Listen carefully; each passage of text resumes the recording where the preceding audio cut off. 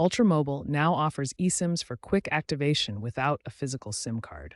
To get your eSIM QR code, purchase an eSIM plan through the Ultramobile website or app. After payment, the QR code will be emailed to you or generated directly within the app. This QR code contains all the necessary encrypted data to download and install your virtual SIM profile. Once you have the QR code, scanning it is simple. On iPhones, go to Settings, Cellular, Add eSIM. On Android, the process is similar, usually found under Connections or Network Settings. Use your device's camera to scan the QR code. Your device will then connect to Ultramobile's servers to authenticate and activate your eSIM profile, assigning you a phone number. This process typically takes under 5 minutes, thanks to Ultramobile's app enhancements as of mid-2025.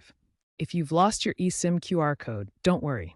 Ultramobile provides easy recovery options through their app or website. Start by logging in to your Ultramobile account through the app or website. Once logged in, find and select the eSIM Management section in the menu. From there, you can regenerate your QR code.